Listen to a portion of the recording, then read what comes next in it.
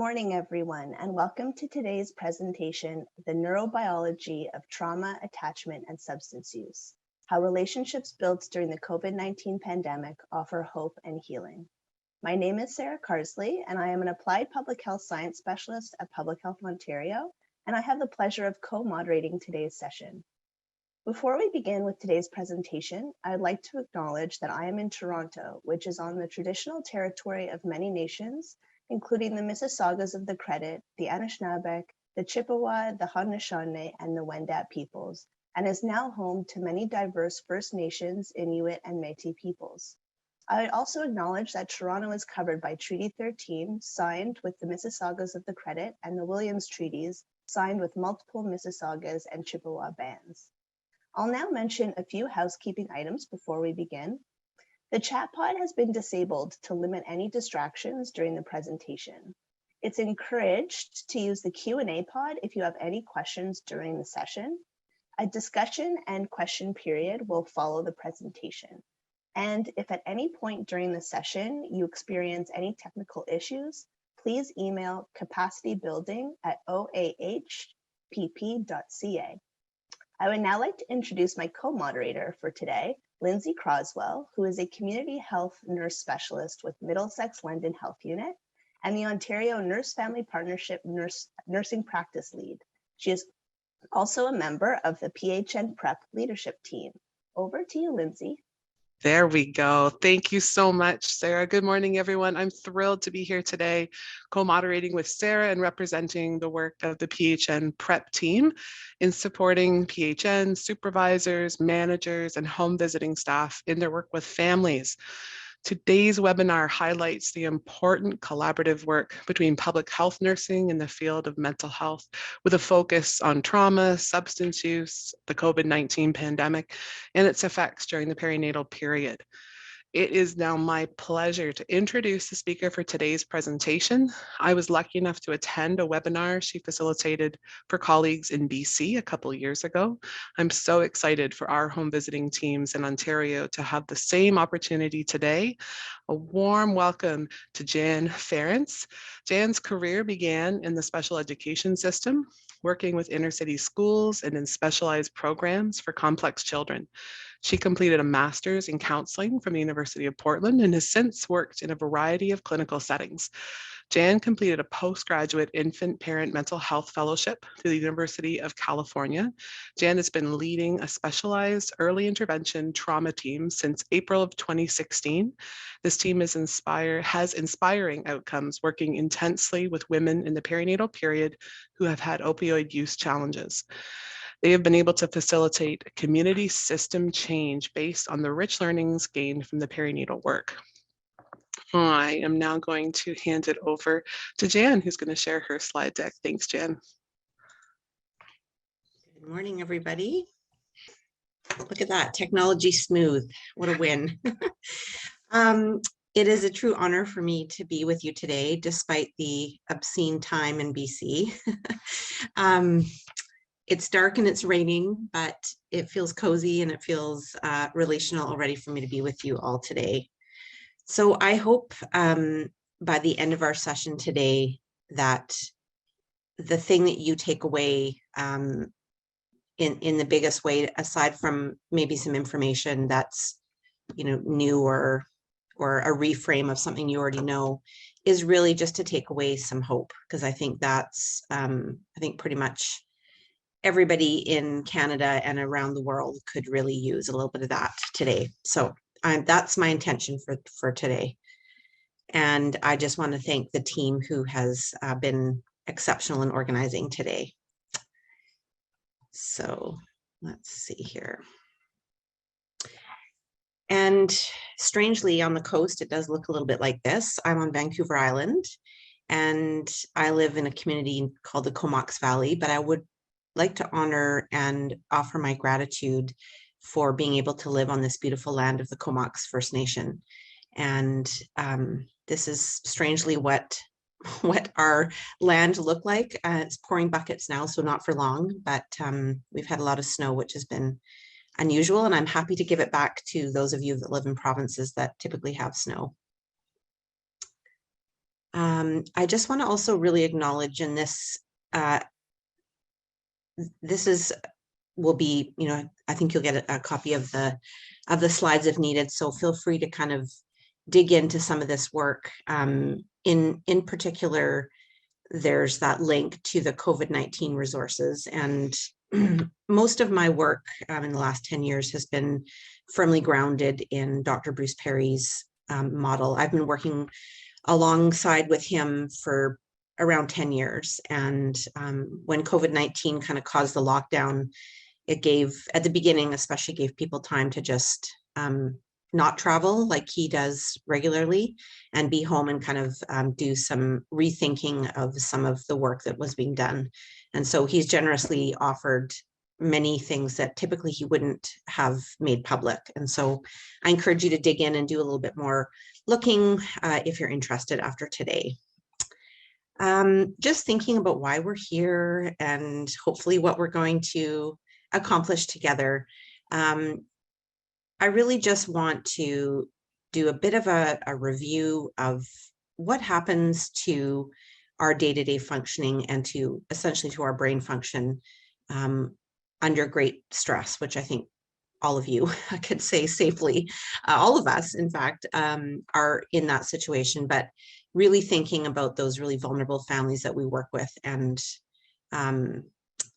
for those of you who follow Dr. Perry, he's written a book recently that's called What Happened to You. And I think it really is that paradigm shift of thinking what happened to you as opposed to what's wrong with you. And I hope that that comes through really clearly today.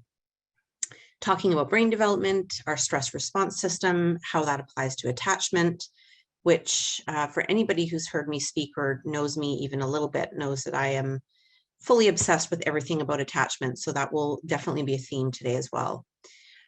Just considering really, especially now in the time that we're living in, this bizarre feeling like never-ending pandemic and just the other tensions that the world is grappling with right now, how the relationships that we have with each other and with the families we work with and with our families and friends, how that is truly the medicine that we need to get through this time. And hopefully, if I talk fast, because I'm trying to cram about a day of information into 2 hours, but I can do it because I've done it before. But I'm really hoping we get to the idea of just how early attachment disruption has a very close and direct link to substance use. And then I tend to be a bit of a storyteller, so I intend to weave some practical strategies around all of this as we talk about some of the other content. So hopefully that all gets accomplished today. So just a very quick, I don't want to spend much time at all. I currently, basically I dreamed up, which sounds Pollyanna, but it actually is true. I dreamed up a different way to work with families, and I applied for grants. I had been working in Calgary at an inpatient program for children who'd experienced trauma, and I saw how Dr. Perry's model in action could really change people's lives. And so I really wanted to bring that back to my own community. And so I applied for grants and I knocked on every door I could find that potentially had some funding, and successfully was able to secure funding to build a team to work with families in a different way. And so we've really tried to walk the talk of meeting families where they're at, providing really intense therapeutic support. And in the background, which brings us to why I'm here today, I've done a lot of system change, because we know that if we're trying to work with families differently, the system around them also needs that support. And so that's been my role for the last 6.5 years. And in about 2 weeks, I will take the role of the executive director of an organization called Haven Society, which is a nonprofit that works with children and families who've experienced violence, including housing and clinical services. So I'm honored and looking forward to that role, which will start on Valentine's Day appropriately. I'm just going to do a little check and make sure we're all good. So really what I want to convey about anything that I say today is that we all come from different theoretical models. We've all been educated probably in different ways at different times, some of us different eras of theory and philosophy and models and all of those things.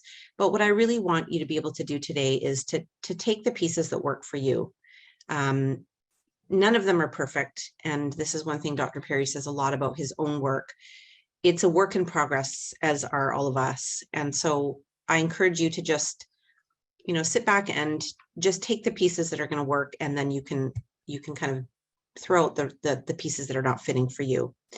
The other thing I really want to say, and I always start out my talks this way, we're going to be talking about trauma. We're talking about adversity. I think many people in our system are experiencing their own form of trauma, seeing our colleagues battle this pandemic. And, we know, probably all of us know people who are already vulnerable, who are now struggling even more with, not being able to see people in person. There's just a cascade of things that are happening right now that make it extra hard. So I will encourage you to please take care of yourself this morning. If you need to take a little break, if you need to check in with somebody after, I really try and keep this at a level that feels safe for people, because I know that some of this information can be triggering. So I just want to encourage you to take good care of yourself, and beyond the potential material, just to be sensitive, I also would encourage you to take care of yourself from a regulation point of view. So if you need to stretch, if you need to grab a coffee, have a bio break, any of those things, I would encourage you to do. So Dr. Bruce Perry's model got this long fancy name, but essentially, if you kind of break down the pieces of it, it will help you to understand what it is that he's trying to convey and teach all of us. And so the neurosequential model is really thinking about how the brain develops. And we know at a very basic level, because the brain is obviously very, very complex, but we know that the brain develops in a sequential way from the time of conception through until adulthood. And so if we know that the brain develops in a sequential way, then it's really important to think about how we sequence our services and how we address areas where the brain was impacted by things that interrupt development, which is exactly what we're talking about today. And I think one of the things when I first heard Dr. Perry speak about 10 years ago that really captured me is thinking about those underlying mechanisms, the biological mechanisms, physiological mechanisms, neurological mechanisms that really drive functioning. If we shift our thinking from considering how people are as behavior to how they're functioning, it really reframes it in a way that I think allows us to come up with a different solution. And so I'm constantly struck, even after this long, that looking at a complex dynamic with somebody and trying to figure out what is driving that, and people use the word behavior, so I'll use that, but I'm really thinking about what is causing that person to have a challenge, to not be able to function in their very best way right now. And then how can I adapt what I'm doing to meet their needs? Rather than thinking about some of those things that can look like purposeful. You hear people talk about folks that are really struggling as being manipulative or agitated, or there's all kinds of pathologizing language that happens around these kids and adults who are struggling with their function. And so I really do believe, and I have experienced this time and time again, that if we look at it from this lens, it really helps us to come up with something probably different than what we would have in the past. So I think we all are probably well aware, especially in these challenging days, that our brain really mediates everything that happens for us, how we process incoming information, how we almost file away information, how we perceive things, how our body reacts to things. All of that, of course, is mediated by our brain, which, as we'll talk about more today, is all framed in what our experiences have been. So our perceptions of the world, of relationships, of how we learn, how we regulate ourselves, even our motor skills, our language capacity is all built in those early years of our lives, particularly the first 3 months of life. And so just to consider that as we move forward. And I think for those of you who are in a position to do home visiting work or to work one-on-one with families, this is a much easier thing to consider. But for those people who might be working in settings like preschools or daycares or schools or maybe even hospital settings with some mental health things present, that our systems tend to generically set up services that meet what is seen to be the needs of a group of people as opposed to an individual. And I think the challenge that we probably all face is that the one size fits all, which our system is set up to offer, rarely meets the individual need. And that's, I think, where some of that compassion fatigue can come up. And so just considering when you enter into interactions with individual families or individual people that you see in your work, just thinking about that individual's experiences, what has brought them to the point in this life that they're in, and how we can kind of meet them where they're at in even a very simple way can be very helpful. This is really just honoring how challenging it can be working in big systems. I'm sure many of you feel that. So as we all know, this looks like something out of somebody's science textbook. The human brain is really not designed for the modern world. And I find that myself, for those of you who spend a lot of time on Zoom, it's just an example of how mind-numbing technology can be. Our brains are really biologically driven for connection. They're biologically prefer to not be engaged in technology, but to be engaged with human connection. And for thousands of generations, humans lived in groups. They didn't live in apartments by themselves. They didn't live in isolation.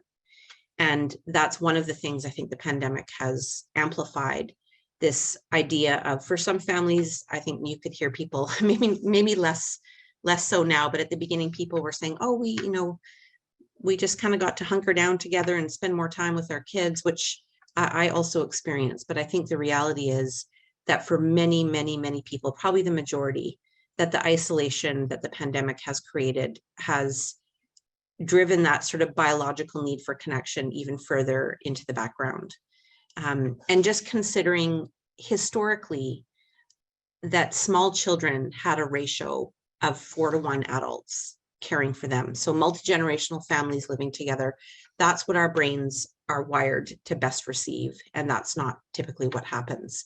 And now the opposite is true, that we have, childcare settings and classrooms and pediatric units where there is a lack of caring adults for children. And that's just a societal challenge. And I don't say that to be depressing. I say it to really help us to understand why society struggles and therefore why those relationships that we are building and that we are making connections, even though it's challenging at this time where we're not supposed to be around people in person, that it still really matters. And it is actually meeting the needs of our biological drive for human connection. And we can't escape that, thank goodness, because I think it's one of the most beautiful things about being human or being humane. Oh gosh, COVID-19. When I first started talking about this in presentations, it feels like a million years ago, and I know it wasn't. Of course, we all naively thought it was going to be over much sooner, but as we all are very keenly aware, particularly this audience, and I really do honor the work that public health is doing. I had huge regard for the public health system before the pandemic, but I have to say, if there is a silver lining through all of this, that I feel like maybe public health has now been seen as the important service that it is. And I hope that there's some long-term positive impact on funding and how our public health system is respected, because it truly is pretty much saving the world. That's my public health colleagues that I work with here on the coast. It's like, oh, I'm sorry, I couldn't meet. I was so busy. I'm like, you're actually saving the world. So it's totally fine. And so that's how I definitely see it. But I think we know that this is causing incredible ripples of stress and additional complexity to the work that many of you do, especially for those vulnerable families. And so just really today, I'm hoping to just think about, and there's some follow-up reflection questions that I've created with Susan's support to really just help take this information and do some reflecting on it down the road, because I think reflecting is definitely a form of self-care. And so I would offer that to consider after the presentation. So just knowing, again, thinking about how our brain is wired for connection, and that really our survival is basically reliant on being part of a clan. And that, of course, is a mechanism that our brains are wired to do, which we need. It probably feels like we're in survival right now, but we're not attempting to survive from, you know, wild animals that are threatening our community, but we are wired to work together to create safety. And thankfully, we are not able to survive unless we have connection. And just thinking about infants, that one of their absolute first developmental agenda items that they are wired to do is to form connections. And we all know that if an infant is not cared for and connected, that they won't survive. And so this is really hardwired in. And so just thinking about how the pandemic has impacted that. And of course, we are very social creatures, and that our stress response system, our reward system, communication, empathy, and all of those things are really profoundly shaped by the early experiences that we have in our life, especially those that are mediated by relationships. So it does feel kind of like a night winter scene, like that visual there. There's an interactive poll that is going to be offered to you right now. So I would encourage you to just take a second to do that, and then it's helpful for me to kind of know give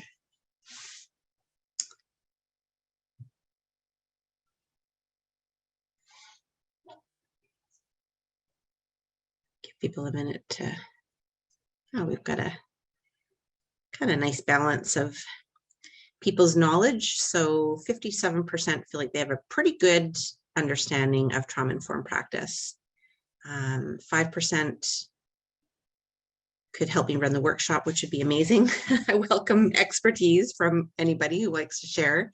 And there's about 19% that feel like they don't know much about it. Great, thank you for that.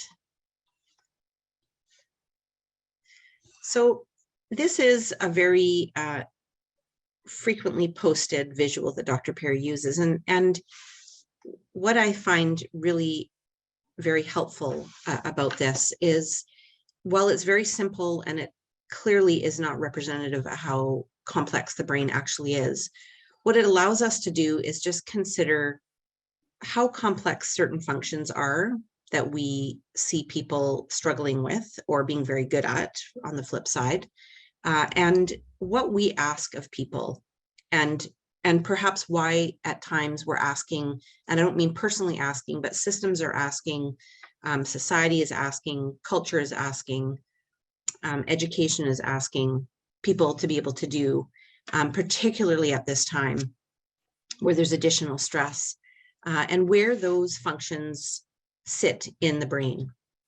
And so just thinking about that sequential development piece that I mentioned earlier on, the brain is developed from conception from the bottom up. So we'll say brainstem and cerebellum, from the bottom up and the inside out. And so those cortical functions, for those of you who are young and in your 20s, some of those cortical functions are actually still in the process of development. Of course, your cortex hopefully today will change a little bit because you're learning and you're making new connections.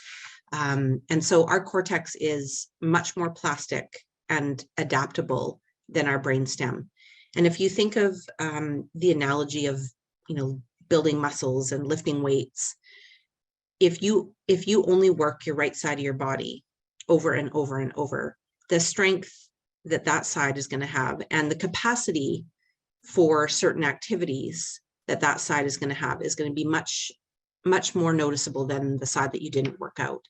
And so those functions that sit in the brainstem, those are the things that drive challenging behavior.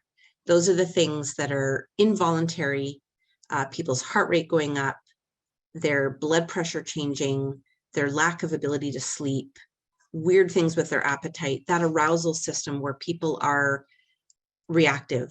Those things are lower in the brain. They've been there much longer than the cortex. And when we're thinking about executive functioning, which is a word that gets tossed around, I also think of it as cortical modulation. So how strong and capable is the cortex of overriding those lower parts of the brain? And for those people who have had a lifetime of adversity and stress and trauma, those lower parts of the brain have been wired to expect threat, to react to stress in a particular way. And it's all about protection. So if somebody has been wired with fear as the predominant emotion, they're going to be wired to have reactions that are quite different than somebody who's been wired with safety and predictability. And so often those very difficult folks that we end up sometimes not knowing what to do with, if you're considering where they come from, what they're doing, and what has happened, it really can, to frame it in that, like if you were afraid all the time, what would that look like for you? How would you react to somebody asking something that maybe feels really impersonal to you and just concrete, but to them feels really intimate? There's so many different ways that this plays out. The other thing I really wanted to say about this is the attachment system in that limbic area is a fairly complex function in the brain. And why I say that is that when we're in relationship with others in our work, which I think nurses as a rule are incredibly gifted at building relationships and are incredibly reflective about those relationships, I think there's times where we have a close connection with somebody and then the relationship seems to go a little bit off for some reason. Sometimes you arrive into a conversation or you have to support them in a difficult meeting. And when you thought you had that connection and it was solid and you're kind of that person, that the go-to person that can really, someone would often say, oh, you're the one that can deal with that person the best. So will you help? And so you think, oh yeah, I've got this. I do know this person well, and I feel like we've got a good connection. I can help them stay calm, all those things that make us really feel good in our work. And there are times where things go completely awry, and it can be very confusing. It can be very gut-wrenching and sometimes heartbreaking and definitely confusing. So what I would ask you to consider in those moments when you're feeling all of those things and trying to reflect back or even talk to somebody about what happened and what went wrong, if you consider how complex attachment and affiliation is, it's really kind of up there in the limbic and sort of like being reflective and considering the importance of your relationship in that moment of stress is a very complex thing for the brain to do. And all of those other lower systems that were wired for fear and for protection are going to override that relationship. So rather than thinking our relationship has fallen apart, I would consider thinking and reframing it to consider our relationship is offline. It's like a computer that you can't access that file because there's so much going on. It's like the computer's on overload and that connection is not currently online, but it doesn't mean that it's gone, and it doesn't mean that it's not important. So I hope that that's an interesting thing to consider. And that happens to all of us. And we'll talk a little bit more about how stress impacts our attachment systems in a minute. And then the last thing I'll say about this visual is just considering for yourself as well. I always say, because we all have a brain, thankfully, how challenging it is to be reflective, to have abstract thought, to dream of the future, to plan, to learn, to educate, and to receive all of those things when we're overwhelmed. And our cortex is where those things happen. To be a learner, and hopefully you're in that place today, to be a learner, we really need to be fairly calm. We need those lower parts of the brain to not be overreacting and driving some sort of distress in us for us to be able to learn. And so we often ask of ourselves, and we definitely ask of very vulnerable families, for them to be using their cortex when they're not actually in a place to be able to do so. And so really, we're going to talk a little bit more about how we address that, but it's just something to consider, that sometimes it's confusing why people aren't following through and why people aren't seeming to maybe listen or get it. And that's a very, very solid explanation as to why, not just for families, but also for ourselves.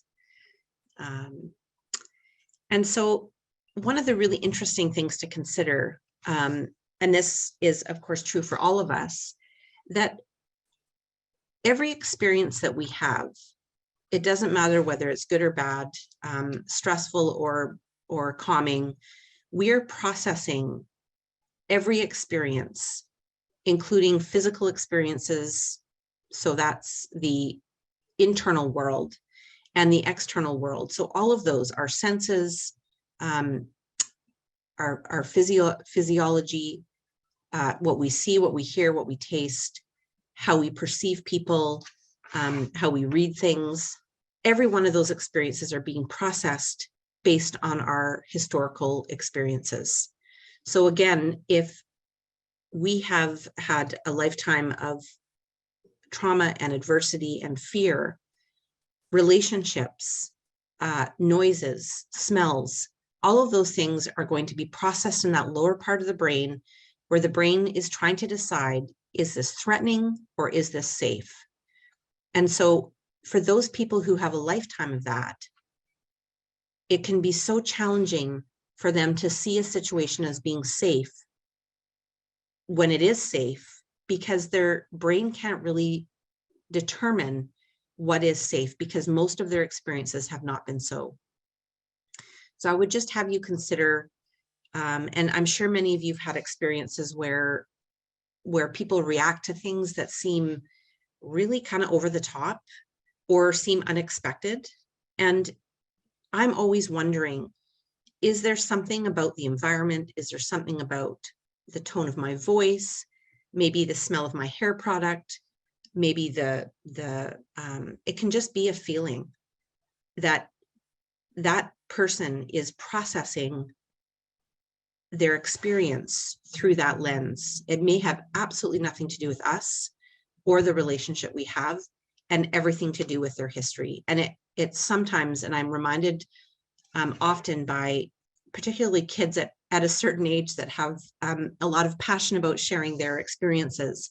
And I'm thinking of kind of like teenage kind of years, where kids that I've worked with will be very, very blunt about how they experience something. And it's often quite surprising what has been what I would call a trigger for them, because it doesn't seem in the moment to make a lot of sense. But when they explain it, it absolutely does. So I think the kind of concept of fight or flight is a much more common sort of way of describing people. And in addition to us having that language now, which is more common, I think it's very helpful. There's definitely also that idea of people who freeze. So that kind of, maybe people say deer in the headlights, or someone who tunes out. So as we're talking about this continuum, I would like you to consider that is also quite an important part of this continuum, especially for some of the work that many of you do. And a little piece of this that I think is really, I have found to be one of the most interesting elements of this stress response continuum is thinking about this concept of flocking. And I always make a joke, it's very early in the morning, but I still find myself funny. So, you know, if you say flocking too many times in a row, it's going to sound like something that you probably shouldn't be saying. But what I will say is that flocking is one of the most helpful things to consider, particularly when you're in those situations where you're working with a family and you're really working hard to build this relationship and things are a little bit rocky. You're hoping to kind of gain their trust, but it's hard work. And usually we have a good sense of the reasons for that. And even if we don't know the details, we definitely can feel that there's a reason for it. And flocking really is one of those things that if we look for it and we observe it as a cue that someone is giving us, there's all kinds of things we can do to prevent that stress response system from cascading down the line into things like fear or terror. And so what is flocking? Flocking is a mechanism that even the tiny infants within minutes of being born have the capacity to do. So we are biologically wired to look to the human face for safety. And so, you know, right now we're not in a room together, but imagine that we're let's imagine we're in a beautiful hotel ballroom and we've got warm coffee and chocolate croissants and everything is lovely. And we're doing this presentation and there's suddenly some kind of alarm that goes off. Typically, you would flock, as in look to somebody in the room who you know. You would flock to your colleague that you are sitting with, that you really are enjoying being together. You might flock to the person who's organized the conference because they might know what to do in the situation. You might just have nobody to flock to, and you might just look around the room for somebody who seems to know what's going on. So whenever we feel our stress response system being activated by something, and it might be a noise, it might be a smell, it might be at a staff meeting, somebody says something provocative and you look to your friend and you're like, wow, what is that? What is she talking about? Or you might get news that, you know, that the province is going back into a lockdown and you're looking to somebody to figure out whether you should freak out or whether you are going to be okay. And so people do this all the time. And one thing that I love about the infant mental health work is that you can translate a lot of the concepts that we would consider about infants, which I think many of you are experts in. And we can actually translate that into the work we do with adults, because we are experts at reading babies' cues. We're experts at responding to babies' cues for safety, for nurturing, for you know, nutrients, and for comfort and health and safety, all those things. But we really forget to look for the cues. I'm sure many of you can identify cues in adults, but I think we forget to look for them. And flocking is such an amazing opportunity to notice people's eyes darting, people looking, checking faces out to sort of decide, am I okay? Am I safe? And a really great example would be, you know, I think I said in the beginning, my team works in the sort of perinatal substance use kind of population. And so it isn't uncommon pre-COVID for us to be supporting a pregnant mom in a meeting with child protection services or with a group of people to create a birth plan. And sometimes that birth plan is code for, you know, is this mom going to be able to parent? She's, you know, in recovery, but it's tenuous. Or sometimes some of the moms that we're working with, we literally had to sort of like park outside a drug house and wait for them to come out and then get them to the hospital before they have their baby somewhere that would be unsafe. And so sometimes those meetings are very stressful. And so as a strategy, we will often have a pre-flocking plan. And so it's very easy to explain this to people. that when things get hard and the conversation is too much to bear, I'm going to be watching for you to start flocking. And I'm going to notice whether your eyes are darting around. Sometimes people become dissociative and really shut down and are kind of overly compliant, which always worries me when people are agreeing to a whole bunch of things that I'm surprised they're agreeing to. There's usually something about dissociation if that's what's happening. And sometimes people are really obvious about their flocking. They look panicked. But usually by looking at people's eyes, their pallor, their body language, we can see that something is going on. If I see that happening in a meeting, I pre-organize it with the mom, and my team does this all the time, where I will say, if I notice this, I'm going to actually ask for a break. And then you break that cycle of somebody starting to be overwhelmed. Well, typically people are already overwhelmed. But if you notice that, and so one of the ways that that's really helpful is if you're the dream of being back in person around a table, perhaps, is that I also will tell the person that I'm supporting, I'm not going to sit directly beside them because I can't see them very well. I'm going to sit like one or two people around the table so that our eye contact and our face-to-face interaction is very good. And so I'm watching for that. And so those are some of those things that if you're able to prevent that stress response system from going down that train track that sometimes is hard to get back, we really can prevent meltdown, we can prevent relationship meltdown, and sometimes just the conversation that you're watching somebody and you're gonna be there when they start to panic is enough for them not to panic. So it's just one thing about this that I absolutely love, that is sort of a, I won't say always foolproof, but it definitely is something that is very easy to do.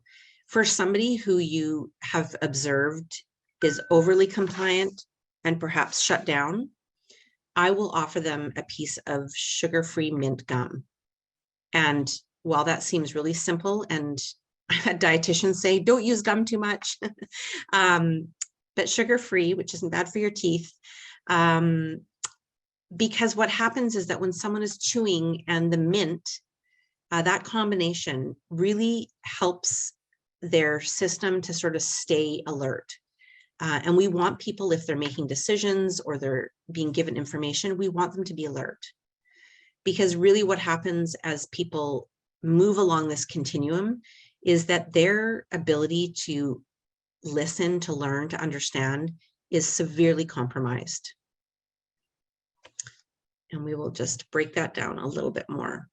So not only are people losing the capacity to take what you're offering, even if to us it doesn't seem stressful, depending on where someone's at, it can feel very stressful for them.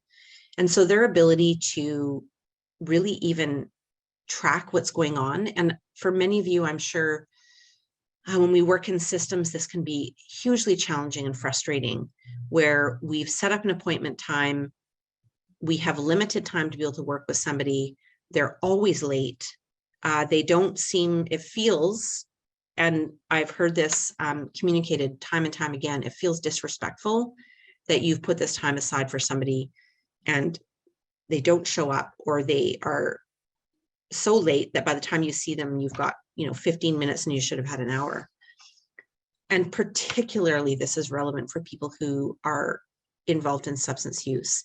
Their loss of time, not just from the substance use, but just from the way their world is working and how stressed they are all the time, their sense of time is completely obliterated. And that can be very challenging. I always feel, my team and I always kind of lament that those of us working, kind of in an outreach type job with families who have substance use as part of their kind of picture and challenge, it's almost like you need to be able to work 24/7, because the timing of when they are able to talk or in a place that they're open to talking or connecting is definitely not within an 8 to 4, 8:30 to 4:30 timeframe. So that can be very challenging. The other thing, and you can use this with some humor with your family or your colleagues if you need to, that we become very immature, I'll say, or developmentally much younger than our chronological age when we are overwhelmed. And so if you think of those folks that sort of seem like they're having a tantrum or a hissy fit, we'll call it, or a meltdown, and if you reframe that and think, hey, that kind of feels like a toddler, except that they're an adult, or for those of you that are parenting, you probably see this with your own kids. And in fact, we see this with ourselves, where people will say, you know, I lost my mind, or I felt like I was being a big baby. I didn't, you know, I wasn't able to kind of keep it together. All of those things are really what's happening to your brain. So the more overwhelmed and stressed someone becomes, we actually have a state-dependent regression. And so rather than being a mature, calm, rational, reasonable adult, all of us are not immune to this, where we actually start to be able to sort of like that part of our brain is losing its capacity to function, and we're becoming less and less capable of those things that are really important. We're not rational. We're becoming overly emotional. Internally, we're feeling a bit alarmed or scared. And the more this goes, the less capacity we have to act in our mature, functional way.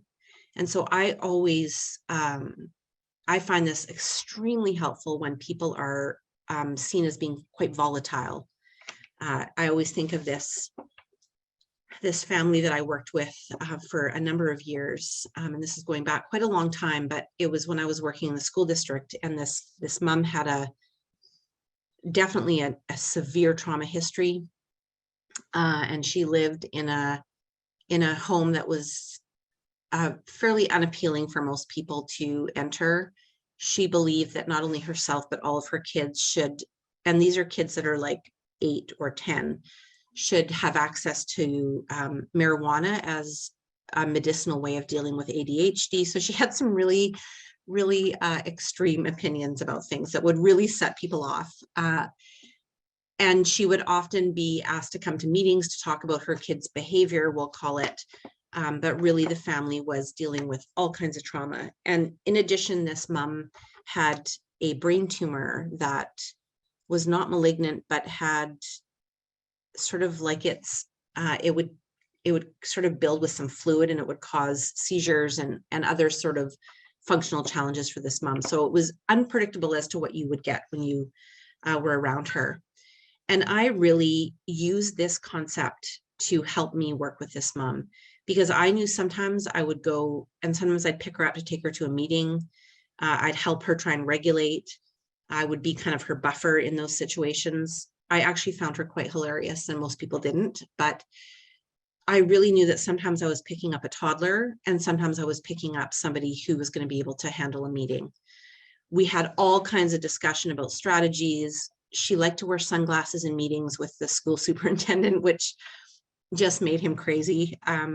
He felt it was disrespectful, and she just had all kinds of sensory challenges because of her brain tumor, which, despite that being explained, sometimes people who are in positions of power are not able to kind of look past that.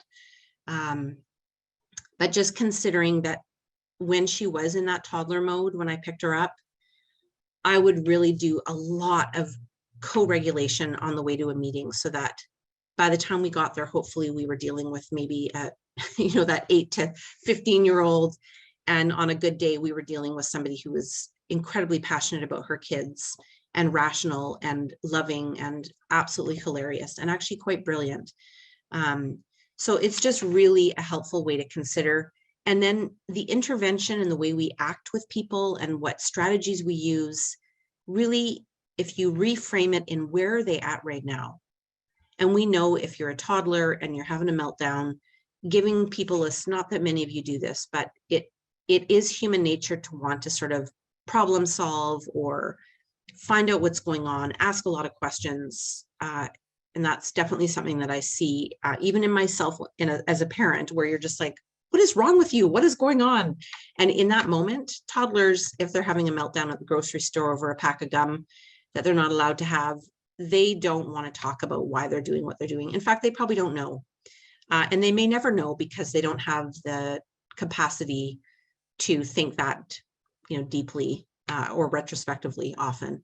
And so I'm considering my intervention based on what I observe this person to be dealing with. And not that you would talk to an adult like they're a baby or a toddler, but reframing that in your head can really, really offer you incredible empathy and compassion, not only for them, but for yourself. And, our ability to kind of keep ourselves in this sort of rational adult functioning brain, I think is also really compromised right now. People's tempers are shorter, their frustration tolerance is lower. And so I would ask you to consider this as a self-compassion tool to just think about where you're at as well. And if your capacity is not functioning very well, then thinking about different ways that we can really prepare ourselves to go into interactions so that we're not toddlers meeting a toddler, which sometimes can go well, as we know, and sometimes not. And then the other thing, this one I always think has lots of potential to be have some humor around it, that really, as we become overwhelmed, we literally lose our intellectual capacity. So if you were to do an IQ test before the pandemic, I wouldn't recommend this unless you had one before the pandemic, which would be amazing, and you're a genius. And then you were to do one now, I would suspect that many of us are not feeling near as capable or brilliant as we did before all this additional stress. And a really great example of this is a young man that I was working with when I was running an inpatient program in Alberta. And this young boy was such an interesting story. And I think it illustrates this point really brilliantly. So he was the oldest boy of a Chinese Canadian family, immigrant family, of a couple who had been married for quite a while and had quite a challenging time conceiving him. When the family moved to Canada, they were trying to have a baby, and the mom got pregnant. But at the same time, the father was traveling back to China for business. And unbeknownst to the mother in Canada, the wife in Canada, he had another relationship with a woman in China who strangely was pregnant within a week or so of his wife becoming pregnant. And so both these women had boys, and culturally speaking, it was important to the father to have a boy. So both the women had boys. And the dynamic of the wife finding out that he had this other relationship, and in addition had another child, and that he was in fact bringing this other family to Canada as well, what you can imagine created a huge amount of stress for the marriage. And because of that dynamic, the relationship that the father built with his boy in his marriage couple was not good. The mom resented the boy and resented the impact of the father not accepting him. It was really very complex. So attachment, a lot of intimate partner violence between the parents. It went both ways. And this boy really felt like he didn't belong anywhere. And that the brother, half brother from the other relationship was the golden child. And so his mental health suffered greatly. And he was about 11 at the time. And he decided after a huge fight and his father saying a bunch of really horrible things, the father left and he tried to jump off a balcony of an apartment building. Thankfully, he was not successful in jumping off. So he ended up in the Calgary Children's Hospital psych ward, which you can imagine. And so while they were waiting in the hospital for him to get a bed in my program, they decided to do some psychological testing, which, seems maybe like there's time, this boy's in the hospital, we've got him here, why not see if there's other things going on with him? I guess it seems somewhat reasonable from that perspective. But what happened was of course, his functioning, you can imagine what state he was in. He was definitely not in a calm or even an alert state to be able to, sort of perform in this assessment. And so when we received him, the paperwork that came with him from the hospital had determined that he had borderline intelligence, and that like really, really low functioning in multiple domains. So I remember thinking, as I got to know him and as he started his sort of healing process and started to feel safe and started to feel calm and started to feel affection and appreciation from a number of adults, including the work that was being done with his family, things were definitely improving. And so over time, I just kept thinking, either we're misunderstanding this boy and expecting that he's much brighter than he is, or those test results are completely wrong. And that was my hunch. So I had a psychologist on site that knew him very well and that had a really good relationship with him. And so after I felt like he was in a good place and was able to show his true self and his true capacity, she redid the psychological testing, and he in fact was gifted across many domains. And so that's just a very concrete example of how compromised our cognition and our ability to think, to learn, to react, to behave in a functional way is super compromised by our stress response system. And then just as a shout out to those coping mechanisms that look more like dissociation, the other thing I just really want to say is that for many, particularly women or young girls or teenagers that those of you are maybe working with who have sort of a history of trauma, dissociation is an incredible tool for people to use to protect themselves from stress. And some people have a mixed pattern where they sometimes are hyper aroused and you see that kind of defiance or aggression. But there are many people who, and I think that idea of compliance is really relevant to the work that many of you do. And I've seen this time and time again where we're in a meeting and somebody is agreeing and yes, nodding their head and saying quite enthusiastically that the plan is amazing and they agree to the plan. And then the reality is that they don't remember the plan. They have no idea what they agreed to. In fact, they don't even really agree with what they've agreed to. And the implications for particularly families that are involved with the child protection system, dissociation can be their demise, literally. They've agreed, they offer information that perhaps they don't need to, or is really their own personal business and doesn't need to be spoken about. I've had moms in hospital rooms where people come in, child protection will come in and ask some questions, and the questions are fair, but the amount of information that's shared is really a personal choice. And often people will give information or even say things that are not even fully, and when I say not true, I don't mean they're lying, that they're just not in a place where they're able to kind of give the full story and the full context, because they're just not thinking. They're not able to think. And so I would just encourage people to consider dissociation, which can really look like daydreaming. But I think that idea of overcompliance is something that often is missed. And checking in with somebody who seems to be agreeing to a whole bunch of things that surprise you. And that's where that flocking idea comes in, where asking to take a break, asking for a recap, having somebody there as a support person to take notes so that the information isn't missed and lost. And I've actually worked with people who get so overwhelmed and intensely dissociative that they do faint.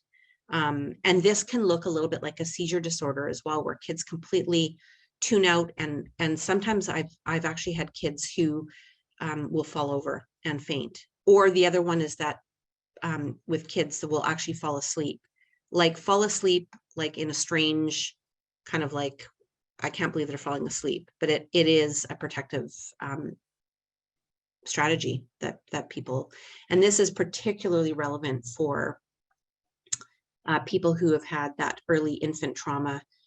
Babies can't fight, they can't run away, and so their neurological involuntary coping mechanism is to dissociate and to protect themselves, to protect their brain from the stress. And so that can be common with preemies as well. And so just another way of,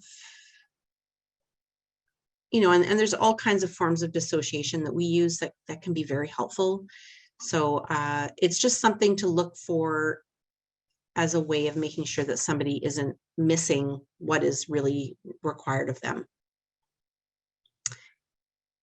So just really considering, as we've kind of gone through a little bit of this brain development information, what really happens, and I think this is probably something that many of you are reflecting on currently because of the amount of stress that folks are under, that the more a network in your brain is activated, the more that network changes as a reflection of that pattern of stimulation. And so this is really just considering, again, if I would say wired for fear, where that is the predominant activation of the brain, that the stress response system, adrenaline and cortisol, those neurotransmitters are being activated consistently. That brain is being wired for protection. And that brain is not necessarily being wired for regulation. And so that is the very beginning of self-regulation. And it's the beginning of, we all know that if we're not regulated and feeling quite calm, we're not going to really learn and we're not going to remember things. And so you can sort of like trace it all back to those early experiences that your brain really does develop in a use-dependent way. And perhaps there are patterns that some of us are developing that, or ways of thinking or ways of feeling that have occurred over the last 2 years. I can't believe we're even saying that, but that are things that are dependent on this pattern of stress. And so thinking about that and just being aware of it, I think is kind of helpful, because we can consider if there are patterns that have changed, coping mechanisms that seem to be present that are not typical for you, just being aware of those, that you can kind of notice them and then consider ways to kind of mitigate some of those. I've never been someone that's used a ton of mindfulness or any of that sort of stuff. I'm probably should have been, but I have started this habit in response to this exact comment of doing a mindfulness exercise I use that Calm app. And it's a meditation for restful sleep, it's called. And I notice the nights that I'm kind of like, oh, I'm just going to go to sleep, I'm reading a book or something. I do actually notice a big difference in the quality of my sleep when I do it versus when I don't. And so they're really simple things that we can do to mitigate these patterns that are perhaps challenging for all of us. And I think this is it's a very sciencey, nerdy kind of slide with a lot of, kind of complexity on it. But what I really want to say about it is, your adrenaline system being overactivated all the time. And on the flip side, the dissociative systems, your opioid systems being activated all the time. I really think this is such an interesting concept to think of, that state of being and that pattern starts to look like a trait. And that's where that pathologizing can really come in, where you might meet a family and you go through some of the paperwork and you start to see things like descriptions of, can be irritable, or there's descriptions of a personality trait, or as a, maybe even a diagnosis. And this is a good example would be, kids with extensive trauma histories are almost always, not every single one, but many, many, many of them are diagnosed with ADHD. And honestly, if I think of what it would be like to be that child in an environment of fear and unpredictability, why would they not be hyper vigilant? And so I'm always thinking about, is it actually who they are? Or is it a persistent pattern of being in a state that has caused them to kind of function in a particular way that can look like those things? Are there people who actually have ADHD? Absolutely. But are there a whole pocket of humans that look like they can't focus, that they're over the top, that they're agitated, that they're aggressive, that they're unpredictable, manipulative? These are words that come up all the time. And I really try, in fact, I rarely read someone's history before I meet with them, because it can really cloud how I see them. Not that that's always possible, but it is something that I really try to do. So just thinking about, is it actually who they are, or is it a state that has been there for so long that they're starting to look like that's who they are? So interesting to really consider. I would say almost every single one of the pregnant women that we've worked with, when they're referred to us, some of the conversation that comes from the referral source, whether it's a physician or from public health, but when it particularly comes from child protection, where there's been a history with this particular family, some of the language that is used is just so interesting when you look back on it, because with the right support, not the right support, with enough support and stress reduction, where you start to see who this person really is, it's amazing how it is almost always a state as opposed to a trait. And so I would just challenge you to consider that when you're working with. And I know it's super easy for me to say, sitting here at my desk talking to you, and a lot easier, a lot harder to actually do. But it is just something to enter those interactions with as a consideration.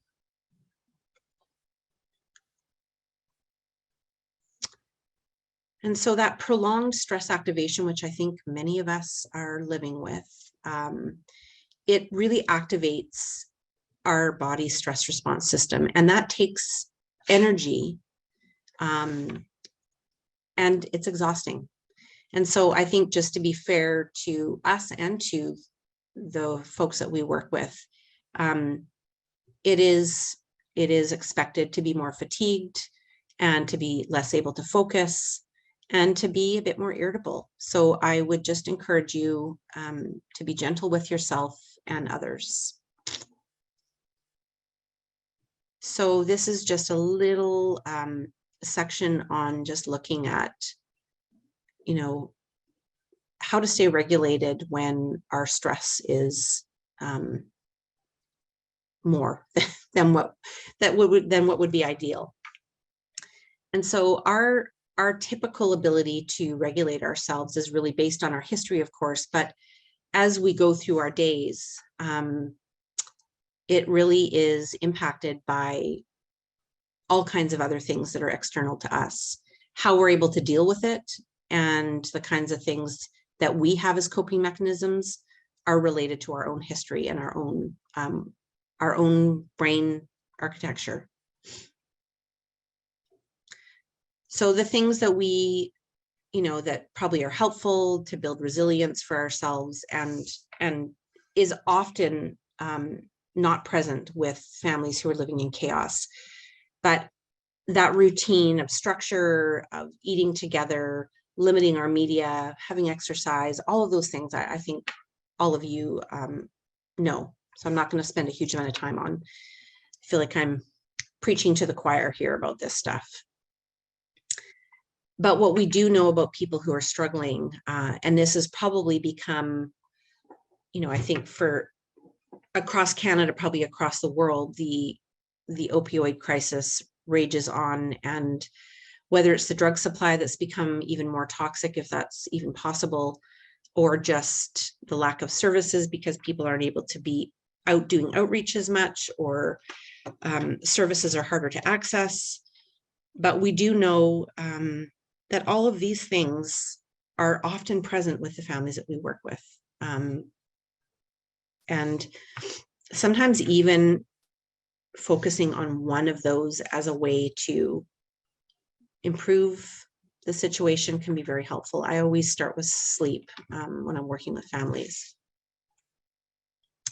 And then you add in adversity, which I think many of those complex families that we work with, those are also present. So if we're thinking of those as being not a lot of coping mechanisms, these as being just their day-to-day reality.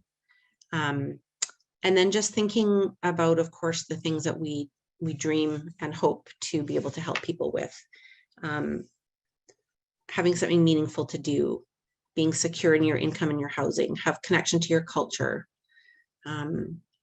feeling safe and stable with your family and your community. Those are all protective factors. And then just thinking about the pre-COVID baseline where we were probably all feeling quite resilient, hopefully. And then just thinking about how malleable we have proven to be, how flexible we've proven to be, and just thinking about the importance of maintaining some of the structure, the things that did give us resilience in the past, that predictability and controllability of the stress in our life, which I know may seem like a pipe dream some days. So we're just gonna take another little pause. On a good day, I get to look at the ocean where I live, and it is very regulating. Great. That's great. Only 4% has more questions than answers. That's a win. Great. Well, it's good to know that people are learning, but they are happy to learn more than half of us. And there are people who have maybe a slightly new perspective and are excited to go back and implement some of it. So thank you for entertaining the poll. Try and make these things interactive, but Dan, yeah. I know you value interactivity. So there are two questions that kind of relate to the first portion of the slides you just shared that I thought you can decide if you'd like to address them now before you moved on, or say that's coming up perhaps. And the first is, and we got some really lovely comments around how helpful it is so far. So just want to give you that feedback, but particularly around COVID and looking for flocking. We're all flocking, right? We're all flocking. It's a flockathon. It's a flockathon. Providing virtual care, which has been a common experience for many, professionals on the line. At times, this attendee says they're able to notice signs very clearly, but it's difficult for subtle ones. Just wondered if you had any tips for watching for those signs virtually and how to respond perhaps virtually. Yeah, such a great question. And it's really interesting. I spend a lot of time on my computer, as do all of you, but I do spend a lot of time with Dr. Perry in Zoom meetings. He's been doing his teaching from various platforms for a very long time. But one thing that he has said, which I think is super interesting, that the challenge with working relationally with computers, with Zoom or with Teams or whatever platform you use, is that there is a slight delay in what our face and what our voice is doing. And it's milliseconds, but he's really been talking a lot about, like, he actually would encourage in a presentation like this for people to just turn their camera off, because it's one less thing for your brain to do. If you're trying to focus, your brain is actually even more activated than it would be if you were face-to-face with somebody trying to read the situation. So I first of all just want to honor the challenge that being relational on a computer is given all of us. And I feel it right alongside with you. I have found using technology as a way of working with people, including workshops, I've found that being a little bit more explicit about what I'm hoping to accomplish. So I think people love to learn about some of that kind of neuroscience stuff. So I would encourage you to talk to people about the idea of flocking. I would preload their mind that you are looking for cues that the conversation is too much. And sometimes just putting it out there, being more explicit about it, is enough for people to actually say, you know, time out. I need to take a time out. I think you can still see, actually, one of the things that's funny about Zoom, and I've had this experience where, I don't know if you've caught yourself where someone says something and you like make a facial expression that you now are seeing yourself doing. You're like, oh, I should be a little bit more aware of my own facial expressions, especially if you have to videotape yourself and look back at it. It can be a bit horrifying. But I think there is something about video when you're looking just at somebody on a screen where you can try and notice some of those things. People's, you know, their facial expression is a bit more potent because it's right in front of you. But I really think that just being open, that that's what you're looking for, gives people permission to actually keep track of their own cueing system. And, you know, I think dissociation is something where you can see people start to their eye blink might slow down a little bit. I actually love people using heart rate as a way of monitoring their stress response system. As an example, when I was working again in that inpatient unit, I was often on call, and the staff had to call for anything. Like if a child was, you know, 3 minutes late taking their medication or something, they would call and let me know. So there was a lot of calls that would come that were just logistical things, but when there was some kind of crisis going on, there was calls.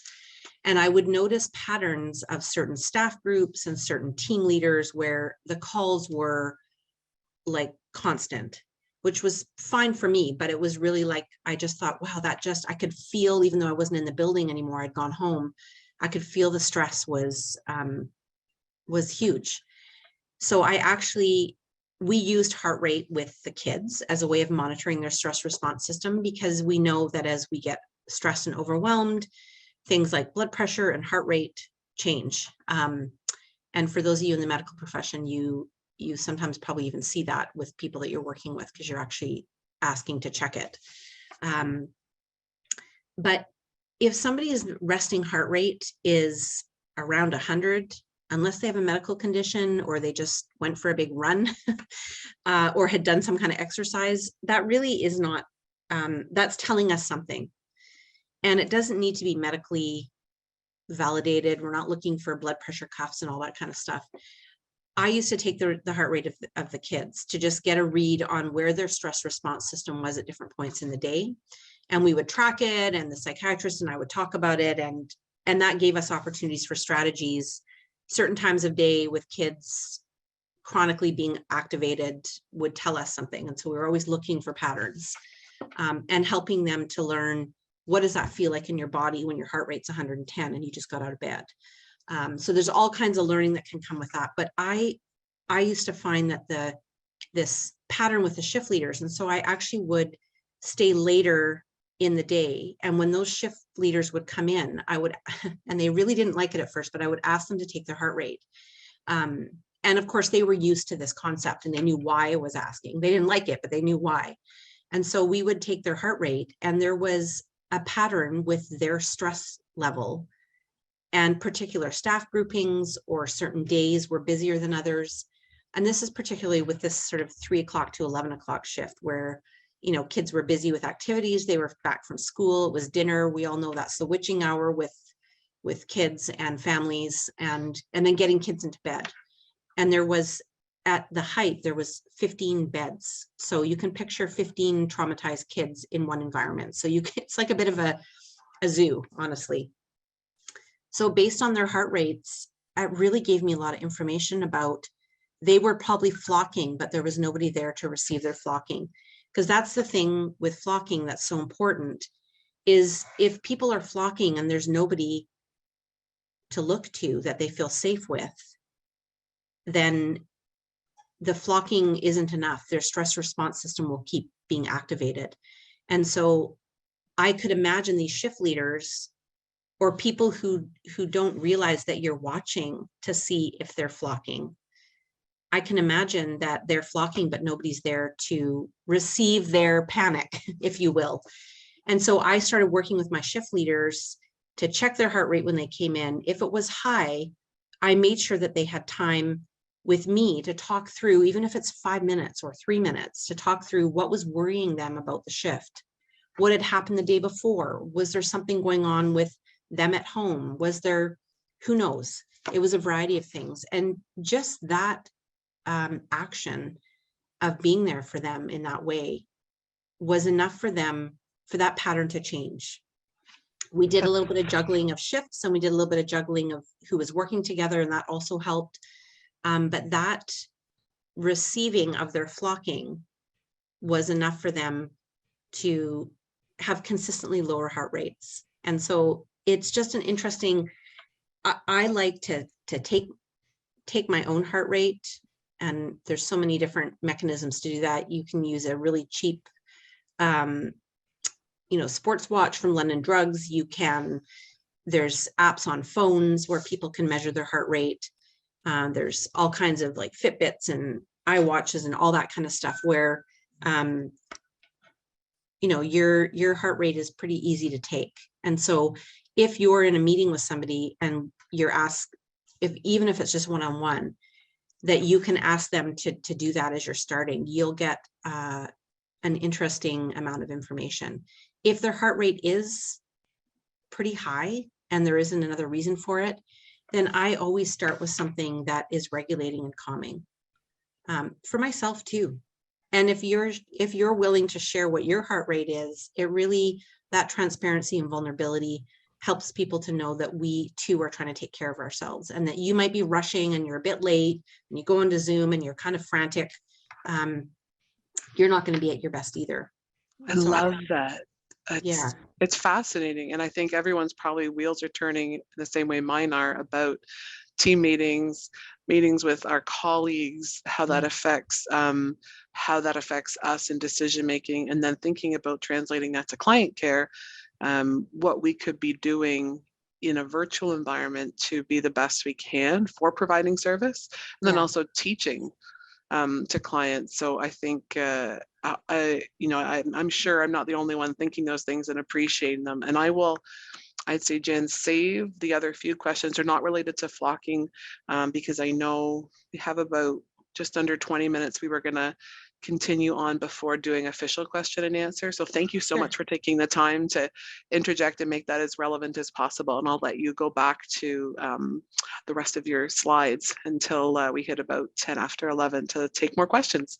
I'm like 10 after 11. Oh yeah, for you. for me, that's right. And you're incredibly early. It's some middle of the night still, right? It's not anymore. Although I have to say it's dark, and people in the office complex that my office is in, people have been walking by my window to go to their office, and it really it activated my stress response system, because I just thought, oh my gosh, who's here? It is not the middle of the night. It's almost 8 o'clock, so we're good. Okay, so this is just again another way of saying, but the capacity for somebody to be at their best, as we've just discussed, is really directly related to what state they're in. So how does this translate into day-to-day interactions? I think that practicality that people love to think about is really important to consider. And I may speed through some things now and focus on the things that I think will be the most important for you to hear before we go to questions and answers. So what does it look like for people? I think one of the really interesting things that happens for those who are kind of wired with fear is that they have a distorted perception of incoming sensory input. And I've talked about things, people call them triggers, reactions, but I would actually call them associations, where they're perceiving a scenario, a sight, a sound, a smell, a feeling to something that has happened to them before that isn't positive, that might have been scary, that might have been threatening, overwhelming. And even though to us, it doesn't look like it should be that, to them, it really is. And so misinterpreting other cues or intentions, I'm sure you've come across people that you're talking and you're using a particular voice and they'll say, well, why are you yelling? And you're like, oh my gosh, I'm not yelling. Like, to you, you're not yelling, but to them, it feels like you are. And so there's such power in body language, voice tone, facial expression. For those of you that have a concentration face, which Zoom has given us way too much information about what our face looks like when we're in meetings. But that is something to consider. If your face looks serious to you, it might look angry to somebody else, even though you're absolutely not angry. So those are some of the things that we can just really reflect on before we enter some of those interactions. Knowing that people's capacity to store information or retrieve historical information, which would be your working memory and your long-term memory, is very difficult. And I'm sure many of you have been in situations where you're super stressed and you literally forget what happened. Or you're exhausted and you're driving home and you get home and you're like, holy smokes, I actually don't remember that drive. That has happened to me. It's a little scary. I'm sure we're fine. We're on autopilot. If we all had a Tesla, they could just drive ourselves home. But that forgetting or not accessing information is also very common. So those brain-mediated adaptations to stress will definitely interfere with learning. And just to make sure I don't forget to say this down the way, because we have limited time. But one of the really interesting things about attachment is that the stress biochemistry really is an incredible block to attachment. And at a very base level, you can probably picture that when you're feeling stressed and overwhelmed yourself, that you don't feel like being like, if you come home and you've had a horrible day, which I'm sure many of you are having, have had many in the last two years, but even in a regular life pre-pandemic, there are definitely days where we all have bad days. And you come home from work and your kids are like, oh, they want to be snuggly, or your partner, your spouse, your friend, whoever, your roommate wants to like connect. And you are just, it's almost like you want to just say, no, like, give me space. That's the same mechanism, that when you're stressed and overwhelmed, that our attachment system is not activated. So we're not really feeling like being that connected or attached to people. And then once you have a little bit of time to kind of decompress a little bit, then some of those things feel a lot better. But what happens in our systems is that we have an expectation that people will tolerate the stress that is existing for them, and also attached to their baby. And that is such a challenge. I'm sure many of you who, if you're a lactation consultant or you're public health working with breastfeeding, we know the challenges that people have with milk production, with breastfeeding, with labor, which is all directly correlated to oxytocin production. And the biochemical challenge that our brain does for survival is the biochemical opposition, I'll call it. So cortisol and adrenaline actually block the brain's ability to produce enough oxytocin for connection and attachment. So you can picture that, how that translates into breastfeeding and labor, and that's another example of it. But we are often asking people to do all kinds of complex things, to get their life in order, to attend a bunch of appointments, whatever it is that we're asking them to do, which causes a huge amount of stress. And that is actually the very thing that's blocking them from attaching to their baby. And particularly for people with a trauma history that don't have a great history of relational health, the opportunity that a baby brings is profound for them to change their own patterns, to change their own brain, but also to provide that opportunity for the next generation. And so biochemically, stress is dangerous for attachment. And then evocative cues, I think I've talked a little bit about that, where, we don't always know what those cues are for people. And I would call those also associations. I just want to give a really probably dramatic but concrete example about evocative cues and association. And that, I think, maybe is less potent for people on the virtual delivery of services. But for those of you that might be doing outreach, or even people who are working in leadership positions, we don't always know, you think you kind of know people or what they're bringing to their work or what their life has been like, but we don't always. And so sometimes it's shocking and surprising, and not in a good way, what happens with people. But I had a teenager that I was working with, and I would say to this day, she probably is still one of the most complex humans I have ever met. She was in the inpatient environment again, and was from an Indigenous reserve in central Alberta. That was a very complex environment, lots of trauma and challenges, and isolation also from where this reserve was located as far as being connected to services. And so she was in our treatment program for lots of reasons, but mostly this extreme dysregulation. And she was quite tall and strong and athletic. And so when she was dysregulated, it was very frightening for people. And so she had had a number of really amazing days and things were really good. And one of my staff came to me and said, could I take this person to a hockey game? We had a Calgary Flames tickets donated by somebody, and he was really excited, and he knew that she was a big hockey fan. And so we created this intricate safety plan. I was like on pins and needles with my phone, because if she lost it, it might have been horrific. But also on the flip side, I really wanted to give her an opportunity to have some normalcy in her life. And so they left the building and they proceeded to kind of drive to the hockey arena, and they watched the game. But what happened that day was fascinating, and I have never forgotten it. I don't think I ever will.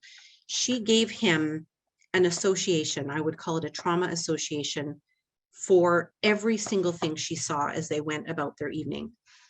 And the one that I will just use as an example is she was talking about the doormats in our building. And you can picture all these kids coming and going. It's an Alberta winter, so there's boots and snow and dirt and mud and sand and whatever, salt. And so there was a number of doormats, some outside the door and some on the inside of the door, that the kids were meant to use to wipe their feet.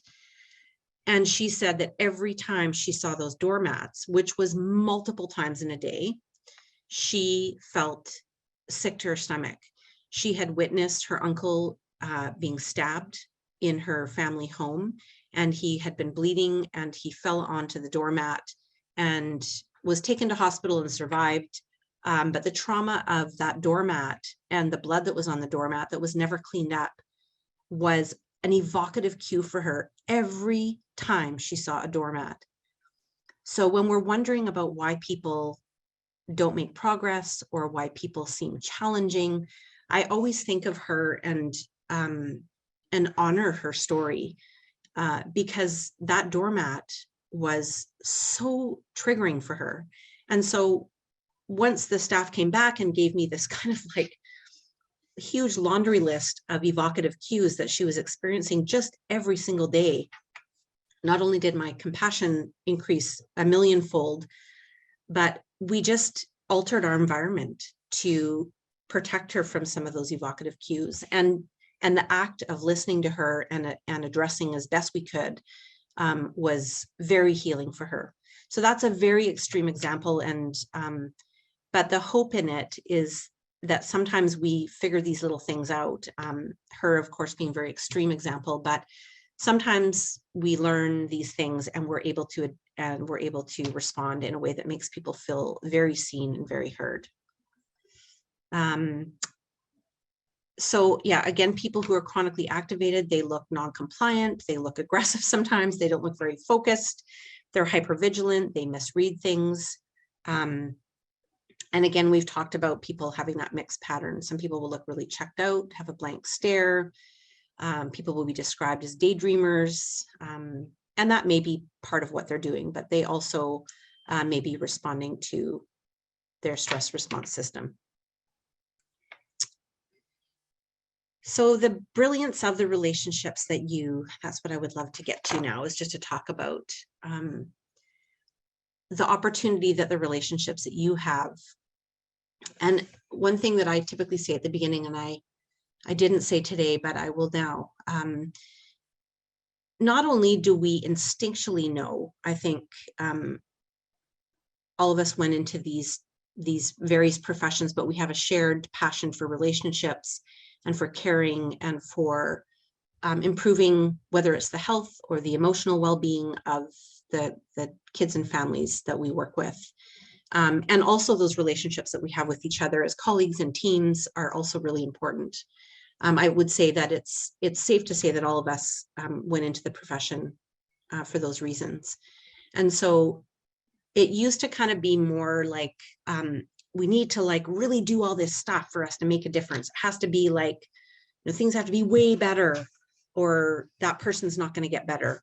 But what the science has told us, and this is one of the things I've seen shift in Dr. Perry's teaching and the language that he uses, and based on his research, that micro interactions that people have with each other, even if they're on Zoom, even if it's a text, even if it's sending somebody a little card with snail mail, an email, whatever it is that we have to work with these days, dropping something off for somebody, those interactions, whether they're a big deal to you or just a tiny little piece of your day, they have an incredible impact on someone's brain chemistry and on their templates of what relationships mean.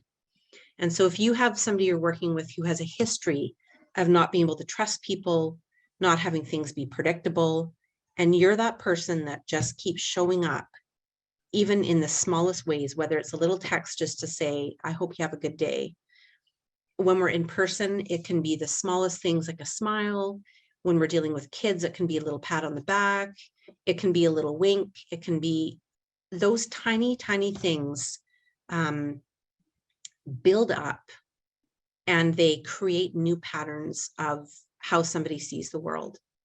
And so I would encourage you to not lose hope in the work that you're doing, that micro interactions are powerful opportunities to rebuild those templates, because you can imagine if there's 10 people who are doing that for somebody in different ways, because we all have different ways of showing our care, those patterns are working with each other, and we may not know that, but I would encourage you to, to not lose hope that you're not able to do enough right now, because even the small things matter.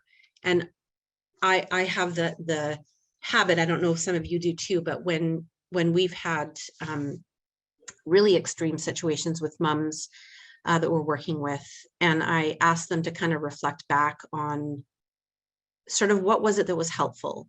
What are the things that they found that allowed them to kind of change the kind of path that they were on? Many of the times it is not what I think it's going to be. It is very simple. It's a tiny little moment in time that was absolutely no big deal to us, but was everything to them. And so it sometimes really feels overwhelming and impossible to offer what we know or hope is enough. So I would encourage you to just take stock at the end of your day of the little things. And it's not just with the families that we work with, it's with each other. Taking that time to just send somebody a little message, whatever it is that you do. I think we're in the caring profession, we're masters at this. So I would encourage you to validate yourself and each other for those little things, because they do really matter. And what that does for each other as teammates helps us to be more regulated. And then, as this slide is illustrating, there is a contagious nature of regulation. I think we've all seen, if you're a parent, you've seen your own dysregulation, how that translates, and vice versa. And so as we enter interactions with folks, our regulation is just so important. And I see that we're at 8:10, so I'm going to just. So as a way of kind of, I just want to say two things before we head to questions. This is a really, really simple but very important concept, and we've talked a lot about our stress response system and how the brain is kind of structured. So when you are trying to apply some of this, and whether you knew a lot of it already and you're just maybe rejigging how you might use it, or maybe this is all fairly new to you. But what I would encourage you to do is just even take a screenshot of this or jot it down as you're entering into those relationships, whether it's with your teammates, whether it's with the families that you work with. I would consider this sequence of how you engage with somebody. If they're not regulated, they're not going to feel connected to you.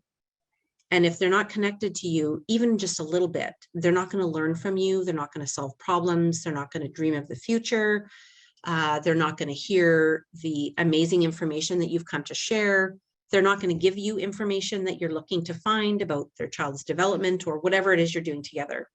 And this goes equally importantly in professional relationships that we have. And so I encourage people to consider the state that they're in as they enter into some of those interactions, whether it's a meeting, whether it's an appointment, whether it's a walk with a client, whatever it is. So if you can just, and if you need to regulate somebody, that is obviously a personal choice. People often want a prescriptive answer, like, well, how do I regulate somebody? And how do I do that on a computer? You can use mindfulness, you can use breathing. There's a million things out there now that thankfully that offer suggestions around this. I will often just ask people to just take a deep breath, do even a 30-second guided imagery where you're kind of having people put themselves in the room. And that relational piece, I believe, in my experience with the nursing profession in general, you are masters at this. You're masters at finding ways to connect with people that others have not been able to. And so just thinking about the importance of a little bit of, whether it's a tiny bit of small talk or remembering something that they said to you the last time so that they feel like you're kind of getting to know them. And once those things have happened, and this is where you can use heart rate to check and see if your perception of where somebody is actually accurate. And that's when you'll get to the work, and you'll get to those windows of opportunity for learning and for reflection. So that's one thing. And then the last, I'm just going to zip through this. See, I'm always over. We appreciate that, Jan, though. We appreciate that. I just have one. So just this one last thing about substance use and attachment, and it will take me about 30 seconds. So what I want to say about this, because I think the topic was actually meant to be about this, and it really is about this. If you have an infant that's born into an environment where there's a lot of stress and a lot of dysregulation and unpredictability, and you think of that process that we all see with infants, where there's physiological distress of the infant, where they become, hungry, thirsty, cold, overwhelmed, they just need to cry, whatever it is. And a caregiver comes and soothes. So we have this rhythm, and that's attachment. We have a rhythm of distress and soothe, and distress and soothe. And that is building the architecture for everything that happens going forward. If that infant is able to sort of have that co-regulation with their caregiver, that's predictable and safe and consistent, that infant slowly over time, as we see with babies, some slower than others, they are able to self-regulate. They find ways of soothing themselves, and they're able to tolerate physiological distress better than they were even a month ago. nobody, including all of us right now, if you feel like you're really starving or you have to go pee, your ability to concentrate is going to be less. So we as humans cannot tolerate physiological distress for very long. We have to go deal with it. If we're cold, we need to put a sweater on. If we're hot, we need to take our sweater off. All of those things, we will react to our own distress and find a way to soothe ourselves and to find regulation. For somebody who did not have their brain wired to find ways to be soothed and then in turn soothe themselves, that feeling of physiological distress is eventually going to be dealt with in ways that are not very helpful. And this slide is giving examples of that. So when I talk to people who use really intense substance use, particularly opioids, they will tell you that they have such an incredible feeling of dysregulation. They call it buzzing inside. And it's not just a withdrawal feeling, it's a feeling of physiological distress and fear, and they have to deal with it in one way or another. And so that pattern that was established in their own infancy is really being played out in coping mechanisms that are obviously dangerous and not ideal. And so I just wanted to be able to say that. So I'll leave it here. And I want to make sure that we have time for questions. And if there's less questions, then I can always jump along and do something else. Well, you might imagine, Jan, there are probably enough questions to fill the rest of our time. And I even have ones too, even though I've already had the pleasure of seeing you. So I've reviewed the questions, and Jan has, really graciously offered to follow up with questions that aren't answered. We will do that after today and be able to communicate those responses for the questions we don't get to. I'm looking at the questions thinking, I'm going to start not necessarily in the order they came in, but ones that might be really relevant and timely to answer live today. And some of them are really, I think, going to be good for follow-up format, if that makes sense. I will start with one, and as you're answering, I will pull up my slides again. So this question came in that says, I'm curious about how new expectation of wearing personal protective equipment like masks, and how that makes social cues difficult or impossible, how that's contributed to this stress and flocking behavior. How can we improve this communication without all the visual facial cues? I don't know if you could touch, if you have any thoughts or strategies for that. Oh my gosh, it's such a good question and a very distressing thought. I don't know, I'm sure many of you have heard people say, oh, I have a COVID baby. I was at a soccer game in the fall. This is probably October maybe. And there was a family, a couple there with a young child, sort of maybe a 18-month-old. And the child was very distressed with people trying to say hello. This is aunt and uncle with their, I think their niece. And people were like, oh, so cute. And they were trying to interact with the child, and the aunt and uncle were like, oh, it's a COVID baby. She's not used to seeing people. And I was just struck by the reaction of the child. And it's totally fair, because being out in crowds and being around a bunch of people and having people come close and not wearing masks, the norm for that little pocket of developing humans is for there to be additional stress, which impacts everybody, and to have people's faces look very different. There's a lot of really interesting studies happening with some of my colleagues in the States around, hospital folks when they're working in NICUs, or, creating different kinds of masks so that the infants can see their face. So I think there's a lot of creativity out there about how people are addressing it. I don't know, I'm sure many of you have that feeling too, where you're smiling at people and you hundreds of times you think I'd get it, but I realize that people can't see my whole face. So I'm like, do they know I'm smiling? And so I just think, yeah, it's an incredible challenge. I think sometimes the different ways of keeping your face safe, but exposing more of your face. Some people are putting pictures of themselves I'm sure you've all seen super creative solutions to this, but it is something that we're going to have to contend with when we are able to show our full face. But the one thing I will say, as an offering of hope, is that the beauty of all of this that we've talked about today is that the brain is malleable. The brain is plastic, and our ability to adapt, we have seen going in ways that we probably didn't want to have to adapt to. But on the flip side, and in the future, we will be able to adapt.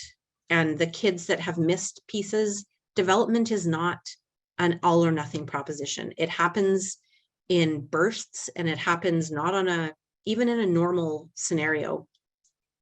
The way that kids develop and understand the human face and all those things doesn't happen in a straight line. We all know that development happens in these, blips and bursts and regressions. And so there may be some development that's delayed that kids are going to have to catch up on. And I believe that they will with the right environment, whether that's naive and obnoxiously optimistic. I'm going to go with it. But the brain is plastic and it can change. So I will go with that too.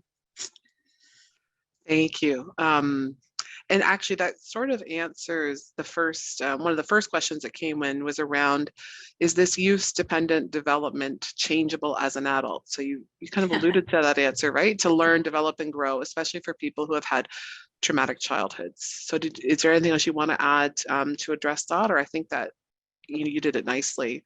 I will just say one more thing about that. The answer is yes. I think I have answered that. The brain is plastic. Is it more challenging to change? We all know, that saying, you can't teach an old dog new tricks. And I'm sure we all think that about maybe our spouses, but I would say that the number of repetitions to change a pattern is related to how long that pattern has been established. So thinking about those micro interactions, why they're so powerful.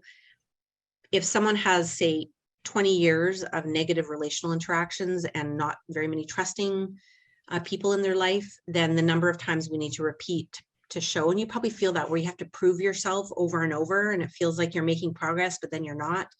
That's the reason for it.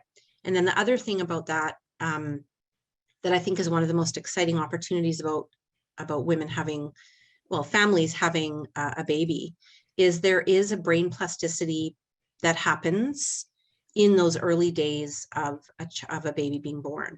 And what happens is that the relational networks in your brain and the limbic system have more plasticity after you've had a baby than any other time in your adult life. So the opportunity to change the relational templates in the adult brain is profound after someone's had a baby. And that's why that timing of the work that public health does is so incredibly powerful. Reducing stress so that those oxytocin networks can develop is incredibly powerful. I've seen it literally, the sparkle of attachment happening for people who have incredibly challenging lives. And the baby is the medicine. And it's really around that opportunity of brain plasticity. So the adult brain is plastic, less than children, which is why early intervention is so powerful. And I think that's where many of you sit. So. Excellent, thank you. And I think there's two that are, none of them are easy, but ones that seem like quite concrete questions that came in. I would say one is asking if you could define an evocative cue. Really appreciated the example you gave, and along that line, examples of co-regulation. Yeah, those are awesome questions. An evocative cue might be something, I'll give you an example for myself. So my daughter was born and was a preemie, spent a lot of time in the NICU, and the smell, which is challenging during a pandemic, the smell of hand sanitizer and the soap that most hospitals have is a full evocative cue for me to feel my heart race and to go back to that place. And so sometimes it's a smell, it can be a piece of music, it can be someone's aftershave. A very extreme example that Dr. Perry talks about is a child that was in a coma because of some violence that they experienced. And, you know, the police were trying to get answers and prove that this had happened. And, you know, that whole situation was happening. But of course, the child was nonverbal because they were in a coma. So they were trying to figure out. So this child had been in a coma for a very long time. And he actually brought in an article of clothing of the person who had perpetrated the violence. And despite the child being in a coma, their entire physiology changed. And so they were able to track different in heart rate. There was fluttering of their eyes. It was a very clear evocative cue. And it was just the smell of the clothing of somebody that had been violent. So that's another example. And then co-regulation is really considering in a mindful and reflective way what you're bringing to the interaction. I'm definitely not a nervous person talking publicly, but if I was ramped up today and you could feel something even in my voice, it would have probably been like, oh, I hope she calms down a little bit, because I'm finding it hard to listen to her. I know that it's important in the interactions that I go in with families for me to be regulated. I also know it's important for me to go home and be with my family and be regulated. So I actually purposefully do things on my drive home when I'm not working at home, a little trickier for all of us, where I'm mindfully being as regulated as I can before I enter into a new interaction. And so things that work for you it's different for everybody, but music can be regulating, breathing can be regulating, distracting yourself with a podcast can be regulating, making sure you take a walk, taking a break, standing, stretching, all of those things can be really helpful. Because if we enter, and especially with people who we are anticipating are going to be challenging, we have our own evocative cues. And it can be like you had an interaction that went really badly and you feel terrible about it. The next time you see that person, you probably know that you need to do a little bit more. And these things don't have to be big or long or cost money. They can be things that you know that really work for you.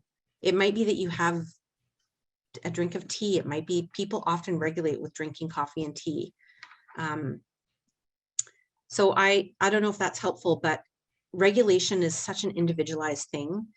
And there's so many different things that would regulate me, but not you. And so regulation is really about self-care and about awareness. I don't know if that's helpful. Yeah. I love that. I think actually that is an important reminder, and a great way to segue towards the end is talking about regulation in ourselves, because we model that for clients. And if we're not self-aware enough to explore that for ourselves, then how can we do that with clients? So I think it's actually a really perfect way to wrap up. And I know there are outstanding questions, and I know Jan is going to be very excited to hear them around brain injury, working with older adults, prefrontal cortex. So these are all ones, please know that they're going to be answered. We just don't have the time to do them justice today. So I don't want to start a question that has us rushing out in the next couple of minutes. So with that, what I'm going to say is a huge thank you to Jan. It was incredible to hear you again.